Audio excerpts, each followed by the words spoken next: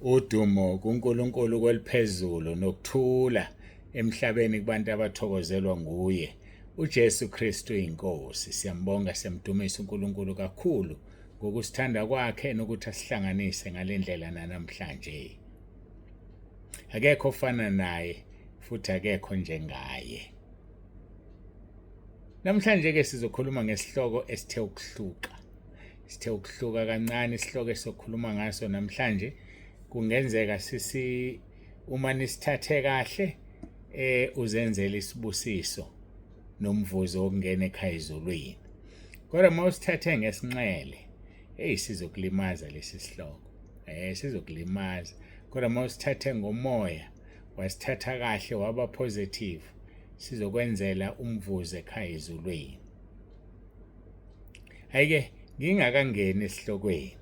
Mangibonge kakhulu ngomgqibelo sasile emtubatuba emncwabeni wakwangwenya saphatheka kahle kakhulu noma ngangingekho right angazi ukuthi kwenzakalani kodwa uNkulunkulu uyazi uNkulunkulu uyazi kodwa mina ngazi kwenzakalani engikuthandayo kukodwa ukuthi ngiready ukuye ekhaya ngiready ukuye ekhaya angazi noma wena uready yini ukuye ekhaya umbuzo oqala lo engikubuza wona uready yini wena ukuye ekhaya umbuzo wesibili uready yini ukuthi ngikushiye ngihambe mina usuzokwazi ukusala umile uzokwazi ukuzimela ungilandele ufike nawe ungene ekhaya ezulwini noma ukakakwazi ukuzimela haya uphumela obala nje ucacise angisho ukuthi ungiphendule cacisa empilweni yakho bese utshela uNkulunkulu cacisa nje empilweni yakho bese utshela uNkulunkulu uthi Nkosi ngiready nami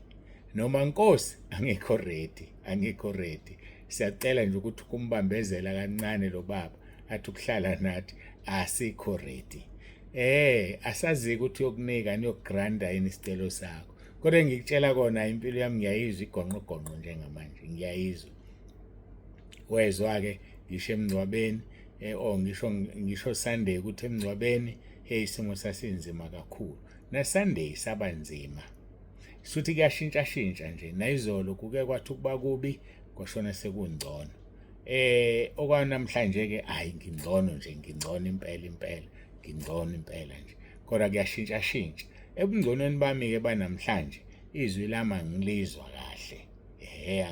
kahle kodwa ke akukho engizokusho mina ngigitshelwe mina ngiphethwe intando yakho Nkosi mayenziwe uma sesifikile isikhathi let it be masingakafiki futhi akube njalo ngibuza wena uready yini ukuye ekhaya na umbuzo wesibili uready yini ukuthi ngikushiye usuzokwazi ukuzimela noma kosala kuba inhlakanhlaka kuphele nje konke ngekhaya lezwi kuphele konke ngentaba endlu kaJehova hayi angaziki mina iBaitin sengiyishiya ngishiyela kunina sekukunina ukuthi nenze njani hayike asidlule lapho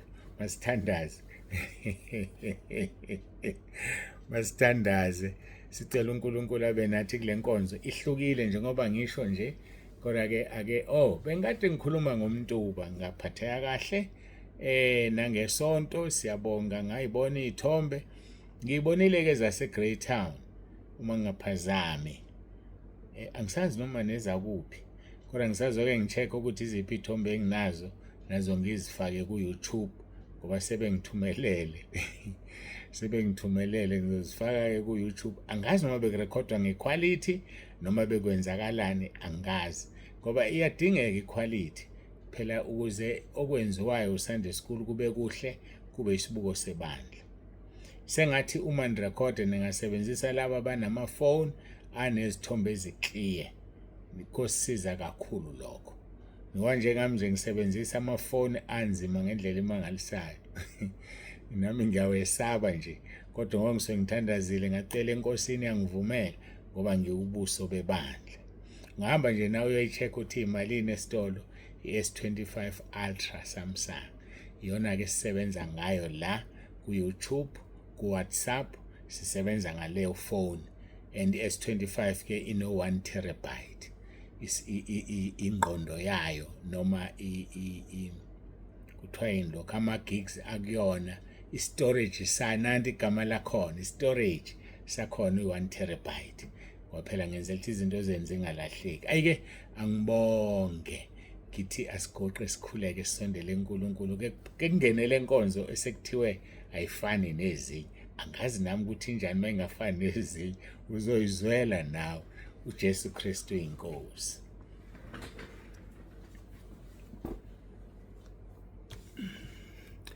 Baba ngcwele, baba olungileyo, uNkulunkulu wethu onomusa, siyazithoba phambi kobuso bakho, sibonga uthando esithande ngalo.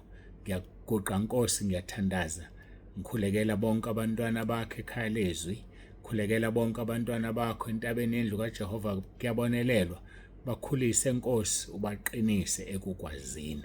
Ngoba yilokho kusemqoka, mabalazi iqiniso, bakwazi ukuthi ungubani, bakuhloniphe, bakwesabe, balenze izwi lakho ukuze bangene bahlale nawe ekhaya ezulwini. Siyakubonga ke Nkosi, ngomoya wakho ingcwele khuluma namanje, khuluma Nkulunkulu wami, abantu bezwe banyakaze, ikhaya lezwi lingafeli ezandleni zabo.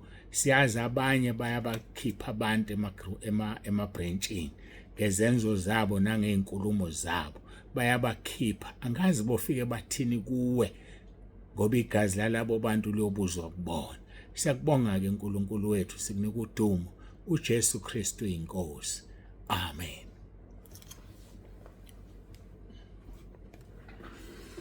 Hayi, siyambonga uNkulunkulu kakhulu bangcwele, siyamdumisa.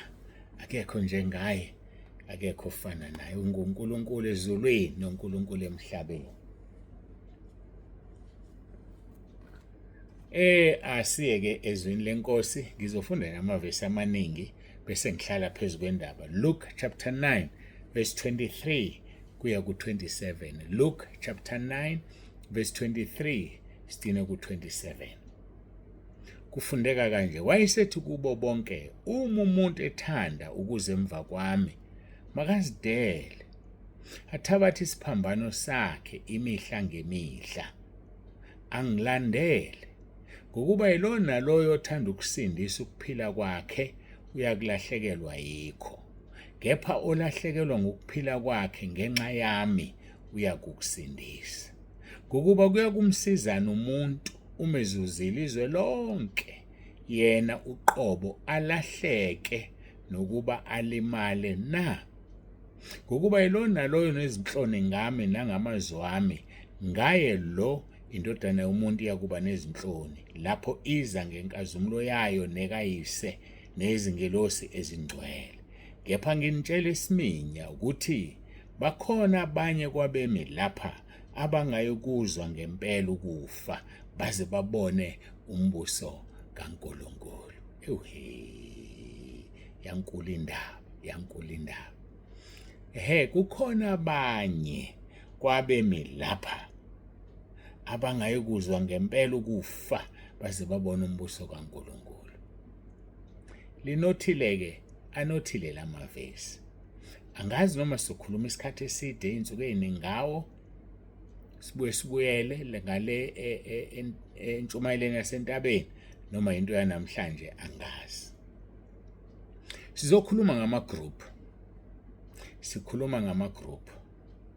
Ngiyathemba ukuthi usubonile umbhalo enguthumelile eqala ngegroup negroup. Usubonile ukuthi igroup ethile injani, igroup ethile injani. Sizokhuluma ngaleyo nto-ke, kodwa kuphezulu kwezwi. Ake ulibuke leli thebula elingenhle ngikuthumelele lona ngestatus sama-group ukuthi igroup ethile injani. Ugroup number 1.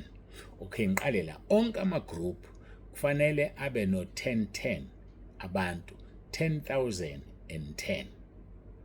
Onke ama-group afikile lapho ngaphandle ka-group number 11 ozalwe ukuthi nonke bese nifikile ku-1010. Nonke bese nifikile ku-1010. So-ke kwaseke kuzale ku-group number 11. U-group number 11 ke wafika ku-201 no-202. Kodwa ngizosebenzisa u-200 inamba enhle eyisquare sithi okungenani u-group number 11 kufanele abe nabantu abawu-200. Onke amanye ama-group from group number 1 kuya ku-group number 10 kufanele igroup negroup ibe no 10-10. Ikhuleke from 10-10, that is 1010. Masibuka ugroup 1 weqile ku 10-10 ngabantu abawu8. Weqile ku 10-10 ngabantu abawu8. Sibuke ugroup number 2 uyashoda ku 10-10 ngabantu abawu43. Ugroup number 3 uyashoda ku 10-10 ngabantu abawu20. Ugroup number 4 uyashoda ngabantu abawu49. Ugroup number 5 ushoda ngabantu abawu37. Ugroup number 6 naye ushoda ngabantu abawu37. Ugroup number 7 ushoda ngabantu abawu55. Ugroup number 8 ushoda ngabantu abawu49, ufana nogroup number 4 bobabili bashoda ngo49. Ugroup number 9 ushoda ngabantu abawu42, bese kuthi ugroup number 10 ushoda ngabantu abawu50. Bese kuthi ke ugroup number 11 ushoda ngabantu abawu13 uma sisuka ku200.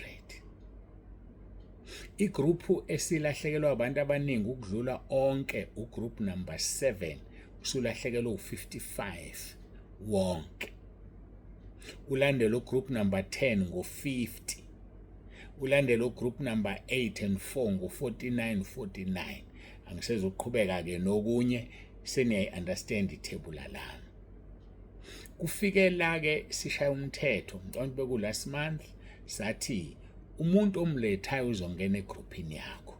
Umuntu omlethayo uzongena egroupini yakho. Uzombona uma umsavile. Ngamagama wonke umuntu osekhaya lezwi msave umuntu omlethayo ngaphambi kokuba umfake. Ngicabanga ukuthi lokho kuyasiza ngoba sekwamavikana ngadina ukuthola sengeke ngayithola. Okay, bengithi ngadina ukuthola inamba engena WhatsApp. No, ngitholile kade ngifaka abantu nje ngase ngenza lento emva kuba ngiqeda ukufaka abantu enibathumelile kuze kube izolo. Ngiqeda ukufaka bona ngase ngenza lento sengibhalile. So ke ngithola umuntu oyedwa ongena WhatsApp okungikuthi lo muntu akalaleli. Ngingakutshela nokuthi ubani mina mangithanda ngoba phela nginazo inombolo zami la. Sindisiwe Xaba usilethele umuntu ongena WhatsApp. Ngicelile ngathi ngicela wonke umuntu amsave umuntu before amlethe kumina khona uzobona wena ulapha ukuthi akanawo WhatsApp. Lokho futhi kuzokusiza umbone mayisengena ngoba bonke bangena ngeinamba kodwa save uwena kuzovela igama lakhe kungaveli inamba ngoba wena unjani umsavile. So umuntu omlethayo ku group 1 ngimfaka ku group 1. Yingakho group 1 eseqile ku 10-10 ngoba group 1 ukhuthele. Akusho ukuthi abantu abaphuma group 1. Bayaphuma kodwa group 1 ukhuthele. Njengamanje uno 10-18 unabantu abeqile. Lento ikunika ukuthi wena obona igroup yakhe ishona phansi ngoba wenza lutho. Umbuzo ukuthi wenzani wena ngegroup yakho na? Yini oyenza ngegroup yakho? Yini igroup yakhe ishone phansi? Isihloko ke salenkonzo sithi ungabi nomona, ungazenyezi ngevangelo liphethe. Uma ungakwazi ukuletha abantu nomona, uma ungakwazi ukuletha abantu uyazenyeza ngevangelo liphethe.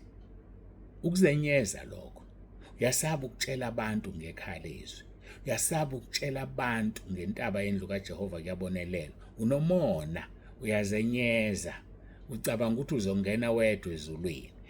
Sekuyizinyanga sikhuluma ngesihloko esithi uNkulunkulu ufuna umuntu wokubiya emesikhaleni. Why wena ungami esikhaleni? Igroup yakhe izovalwa phela. Yabo njengoba yehla nje bazobe besuka bephuma ku900 nonke niseku900 nisuka phi ku1000 niku900 manje nibheke ekuthenini nithi 800 nehle izovalwa igroup yakho ngoba unomona namahloni ngevangeli lakho. Lithinikizwe selifundile.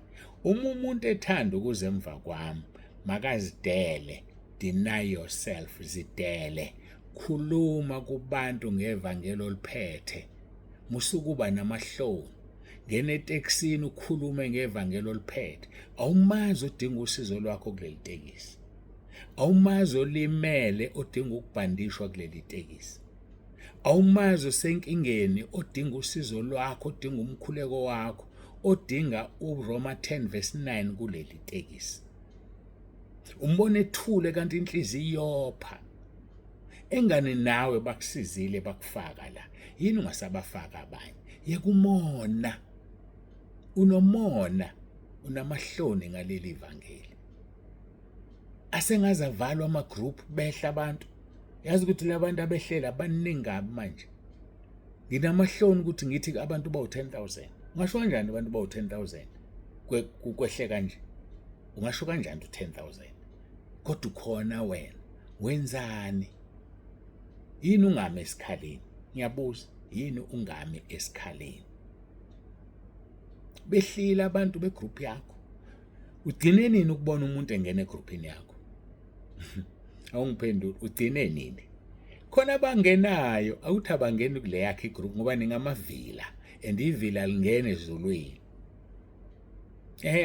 ade nadini ukubona umuntu engena kanti ngiyabafaka impela ngifaka la kubantu abakhuthele ugroup number 1 weqile esibalweni esilindelekile ngabantu abawu8 kodwa bayaphuma nabantu khona kodwa ukuthi ugroup number 1 ukhuthele ugroup number 1 mawufuna ukuyezulwini ke uzosithabatha isiphambano sakho ulandele inkosi uJesu eyayenzani eyayishumayela ivangeli lombuso uzolishumayela ngomlomo mawungaphiwanga ukuthi ume epulpit uzolishumayela ngezenzo ungaphiwanga ukuthi futhi akekho ungaphiwe ukushumayela ngezenzo kuba yithelo lezo kodwa kufanele ulethe abantu ekhaya lezwi uma kuukuthi ikhaya lezwi likuphethe kahle mali ngakuphethe kahle uhlaleleni ungaphumi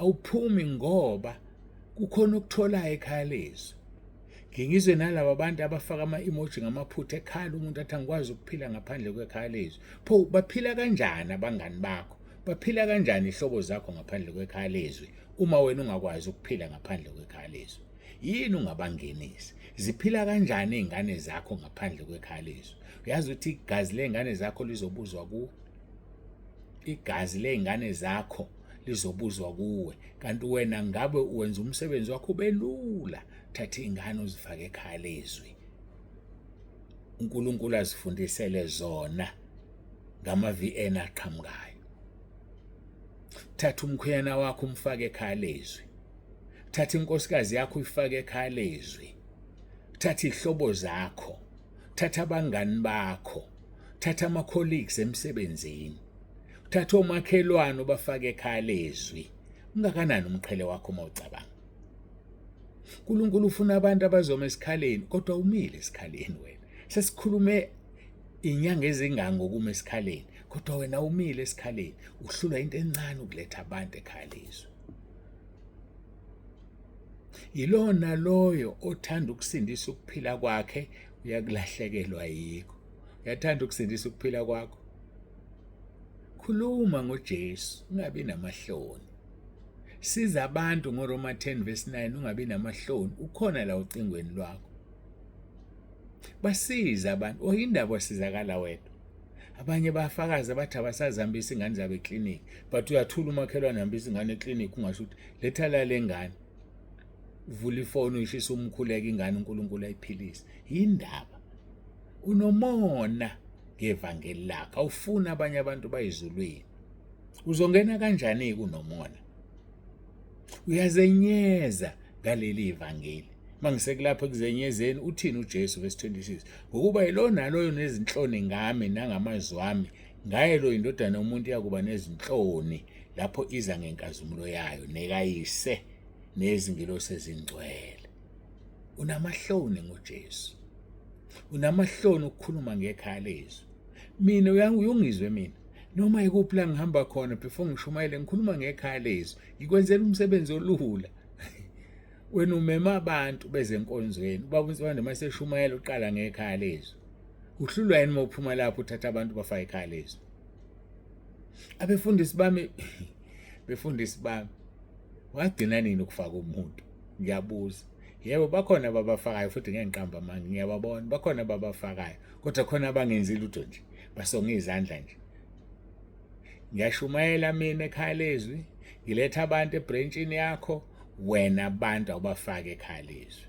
Okubuhlungu sengidiscover ukuthi kunama branch awamaningi ambalwa kabi aqamba amanga ama-report. Ngempela uzongena kanjani zoniqamba amanga? Uzongena kanjani? Uxosha abantu, ufika umuntu kanye athi hawu akho umuntu la, hawu yimina engizoba wesibili noma wesithathu, athi angisabuyi la. Ucabanga ukuthi yini abantu lokhu befika bebingelela bese bengabuyi? Uhlezi awusebenzi kodwa umfundisi awusebenzi, awuzidelile. Zidele. uNkulunkulu uzokwenzela kanjani izinto uma ungamenzeli lutho wena? Ngeke ngakhuluma kaningi ngathi ngiyisibonakaliso esihambayo. Ngiyeke emsebenzini ngathathe ngama-shares ngakubeka lokho on ngo-24,000. Eminyakeni eyishumi aphume u-624,000. Nganikezwa only 400,000 ngakha indlu. Nganika uNkulunkulu imali yami. Asidlanga nesenti kwansibande lika 400,000. Namhlanje uNkulunkulu umsebenzi ukukhulisile. Namhlanje uNkulunkulu ukuthintile nawe uyanikela. Kungakanani okweshumi okungenayo ngenyanga? Kulokhu kweshumi okungenayo ngenxa kaNkulunkulu ingoba nganikela. Angakayithathi imali yami ngiyibuyise futhi ngeke ngiyithathe ngamupha uNkulunkulu. Ingakho uNkulunkulu ukukhulisa kanje umsebenzi. Awufundi ngani na unikele ngesikhathi sakho? Unikele, hamba utshela abantu ngoJesu, hamba utshela abantu ngekhaya lezwi. Awuthinta ifoni yakho ivule, mangaka ama-contacts akho. Kulawo ma-contacts mangaki asekhaya lezwi, mangaka waziyo ngekhaya lezwi. Yabona ukuthi uyivila, yabona ukuthi awusebenzi, yabona ukuthi awumile esikhaleni. Kuzoba buhlungu ngosuku lokugcina usuphonswa la kukhona ukukhala nokugedla kwamazinyo ngoba uhlulekile ukusebenza. Uhlulekile ukusebenza. Sebenza kusesemini ngoba kuyeza ukuhlwa lapho kungena kusebenza umuntu. Ukuba namahloni kwakho ngoJesu nangezwi lakhe nangekhaya lezwi nangentaba yendlu kaJehova kuyabonelela ngeke ukukusiza. Mhlawumbe unamahloni ngoba igama lebandla liyisizulu.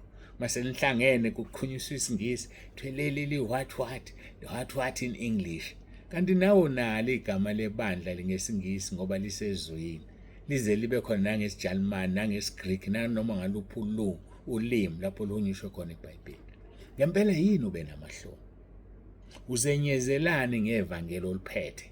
Uliphethe leli ivangeli kodwa uyazenyeza ngalo. Uzokubusisa kanjani uNkulunkulu? Uzokungenisa kanjani ezulwini lakhe uNkulunkulu? Ngokuba yilona loyo nezinhloni ngami nangamazwi wami kusho inkosi uJesu, lo indodana yomuntu yakuba nezinhloni lapho iza ngenkazimulo yayo nekayise nezingilosi ezingcwele. uJesu Kristu inkosi. uJesu Kristu inkosi. uJesu Kristu inkosi. Uyelo othi uma umuntu ethanda ukuze emva kwami makazidele. Zidele mntaka baba. Ufuna ukungena ezulwini wena. Zidele, and ukuzidela kwakho isikhathi esincane kabi uyaphuma umphefumulo uhambe uyongena ekhaya ezulwini. Uhlula ukuzidela nje lesi sikhashana esincane kanje. Usohlala ezulwini ngona phakathi. Zidele. Thabatha isiphambano sakho usuku nosuku umlandela uJesu. Ukuba yilona loyo othanda ukusindisa ukuphila kwakho yakulahlekelwa yikho. Uphume uhamba ungene kwamakhelwane umtshele ngekhaya lezwi, umtshele ngoJesu osindisayo. Ungene emphakathini utshela ama-colleagues akho akwazi, utshela iboss yakhe ekuphethe ukuthi hayi wena boss ubona izinto zinjena nje. Khona la ngiphila khona mina. Mhlambe nawe ungaphila. Awuzazi inkinga zalomuntu. Ufika akhiphele kunini ulaka lwakhe nefrustration yakhe. kangabe umfake ekhaya lezwi umethula umthwalo. Hayi bazalwane, kahleni ngempela nisho ukuthi azovalwa ama-group azovalwa futhi. Simbonge ugroup 1, simncome nabantu abakhona bayasebenza. Akusho abaphuma abantu khona, baphuma impela futhi kakhulu, mhlawumbe baphuma kuna wonke amanye ama-group kodwa bayasebenza kwa-group 1. Nihlaleleni nina abanye? Group embi kunayo yonke, group number 7 awufuni ukungenisa abantu. Kwenze njani? Ngokuba kuyakumsizana umuntu uma ezuzile izwe lonke, yena uqoba lahleke nokuba limale na. Izwe liyadlula nenkanuko yalo. Ake sisebenzeni bafowethu, ake sisebenzeni. Izwi lenkosi silibheke kwabaseKolose chapter 2 verse 18. Uthini uKolose chapter 2 verse 18? Hayi mina bafowethu, ngazi konke ihlukile. Usayibona ihlukile le nkonzo. Ingathi nje thina esiletha abantu.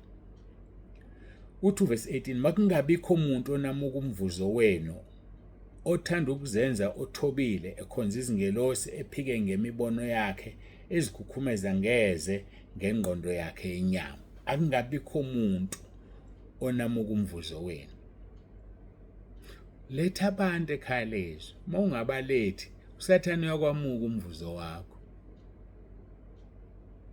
Uyakumuka umvuzo.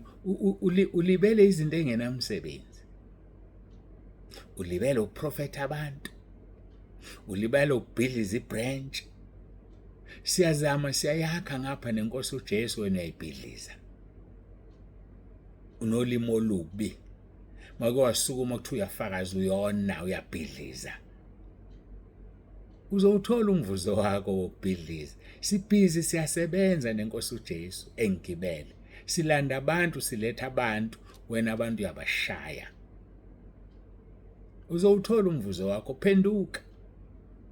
Makungabikho umuntu onamuka umvuzo wenu. Usumlethileke umuntu, uyaphuma. Ukwamuka umvuzo wakho nje obephuma nje. Uphuma nomqhele wakho. Ngiyakutshela mina ngeke ngikukhohlise. Awukho umqhele ozowuthola ngabantu abangene baphuma. Abantu bakhe abahlale, bahlole, uba-check, ubakhuthaze. Makungabikho umuntu onamuka umvuzo wenu, othanda ukuzenza othobile, ekhonza izingelosi, ephike ngemibono. Le mibono yenu efaka ibandla ehlathini. Le mibono yenu efaka amabranch ehlathini. Awukho umbono ozomenyezelwa nozokhulunywa ebranchini ungaqalanga endlunkulu kumholi webandla. Awukho. Wonke umbono ngaphambi ukhulunywe kufanele uzoqala la kumholi webandla. Lithi ke umuntu uphike ngembono yakhe, ezikhukhumeza ngeze ngengqondo yakhe yenyama. Bayazikhukhumeza laba bantu. Ngakho uma usuletha umuntu ungavumi bekhona umuntu okwamuka umqhele wakho. Uyakwamuka phela lo phumayo. Ungavumi ngokuba nini? Ngoba singumqhele. Masibheke kaJakobe chapter 5 verse 19 engifuna ukuphetha ngayo. Bazalwane bami, uma umuntu kini eduka eqinisweni, omunye ambuyise, yazini ukuthi obuyisile isono ekudukeni kwendlela yaso uyakusindisa umphefumulo wakhe ekufeni, asibekele izono eziningi. Mawuletha umuntu ekhaya lezwi, usindisa umphefumulo wakho ekufeni. Mawuletha umuntu ekhaya lezwi, kunezono zakhe eziningi ezisitshekelwayo. Letha umuntu ekhaya lezwi, uhlaleleni ngempela. Igroup isiziyadraineka nje, iyaphela nje kodwa ukhona wena. uNkulunkulu ukunikezile ikhono, ukhona futhi na ku Facebook. Awukwazi ukufaka iposter ku Facebook abantu beze. Uyamangalisa. Uyamangalisa. Kodwa kokunye uhamba phambili kwezinye izinto. Kodwa kwezika uNkulunkulu cha. Buyisa umuntu odukile umlethe eqinisweni. Ngoba uma umbuyisile umuntu ekudukeni kwendlela yakhe, uzosindisa umphefumulo wakho. Uzowusindisa kanjani umphefumulo wakho uhlule ukuletha abantu? Sindisa umphefumulo wakhe ekufeni, ukuze nezono zakhe ezinye sitshekele. Uyake uyikhumbule izono zakho zonke. Asikwazi ukukhumbula izono. Kanti njengoba sisebenza usenzani? Njengoba sisebenza nje sehla senyuka. Sigcwele umhlaba wase South Africa. Phatha ngale weekend ubaba noma umtsibande bala. ngaleya weekend balapha senzani sisibekela izono zethu singeke sisazikhumbula sishumayela ivangeli wena ke letha laba bantu bashunyezwe bangene ezulwini umqhele wakho loyo akuyena okuwona kaNzibande. Ngibuyele emazwini enkosi yethu uJesu verse 27 kepha ngimtshela isiminya ukuthi bakhona abanye kwabemi lapha abangayikuzwa ngempela ukufa baze babone umbuso kaNkuluNkulu. Babusisiwe abangeke bakuzwe abanjani abangeke bakuzwe ukufa ake si-addressele isho onjani ongeke akuzwe mhlawumbe uswakwezwa khona abantu abathi mabefa bakhipha amehlo baqhuntsula amehlo ubona ukuthi abasekho la khona abayibonayo bethusayo abanye babona amadimoni ebalandile abanye babona umlilo ababheke kuwona bese kuba khona abathi mabefa basmile bavalelise nganganixoxela ukuthi umama wami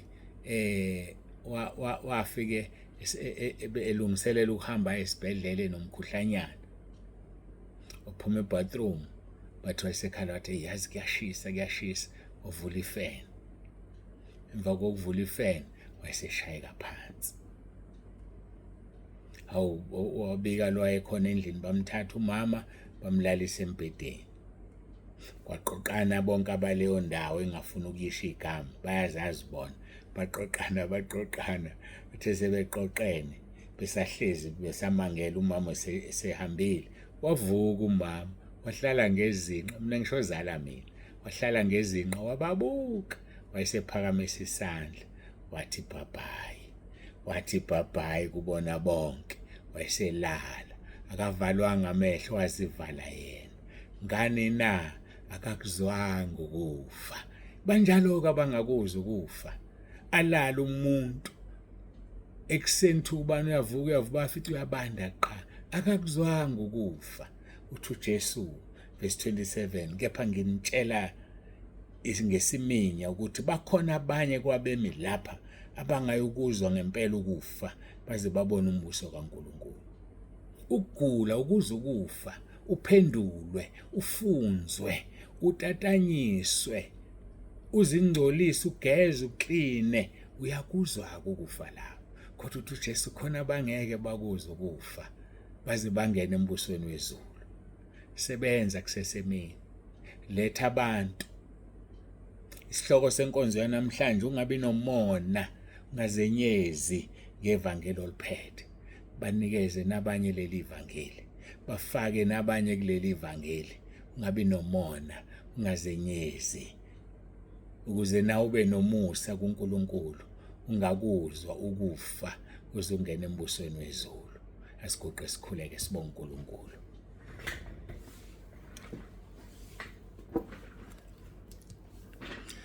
Baba wethu ongcwele, uNkulunkulu wethu onomusa, siyabonga siyazithoba phambi kobuso bakho, udumo lonke lungolwakho lokufanele. Nginethemba Nkosi ukuthi bazozwa babaletha abantu ngoba abantu sebengaphansi kakhulu ka10,000. Siyacela uNkulunkulu wethu siyancenga ukuba Nkosi bakusebenzele bame esikhaleni sinabefundisi abangamile esikhaleni sinabefundisi abangahambi benza imkhuleko sinabefundisi abazi ukuthi kushunyalwa ngesonto kuphela abazi ukuthi phakathi neviki kuyasetshenzwa kwakhiwa ibandla sinabefundisi abangamavila basize uNkulunkulu wami bahambe benza imkhuleko emakhaya hayi kubazalwane kuphela nanoma iliphela inye ikhaya elidinga umkhuleko kwenye indawo kuyagulwa kwenye indawo kuyahlushekwa basize uNkulunkulu wethu sinabazalwane abangamavila abahlezi phakathi kwabantu abangakwazi ukutshela umfundisi ake sikwenze umkhuleko endaweni ethile isimo sihambe kahle yebo akakhonze nathi lo muntu kodwa uyawudinga umkhuleko. uNkulunkulu wami faka uthando kubantu lokuthi bakusebenzele faka uthando kubantu lokuthi Inkosi bangazenyezi ngawe bangabe namahloni ngaleli ivangeli. Siyakubonga ke uNkulunkulu wethu ngakho konke busise lona loyo ozolilalela lizwe lelizwi. uNkulunkulu wethu siyakudinga ekhaya lezwi siyakudinga entabeni yendlu kaJehova kuyabonelelwa usivula amehlo sibone ukuthi ushile ezwini lwakho wathi umuntu obuyisa isono ekudukeni kwaso uyosindisa umphefumulo wakhe kusitshekelwe inqaba yezono. Siyabonga ngothando sithande ngalo uJesu Kristu inkosi, uJesu Kristu inkosi, uJesu Kristu inkosi. Amen.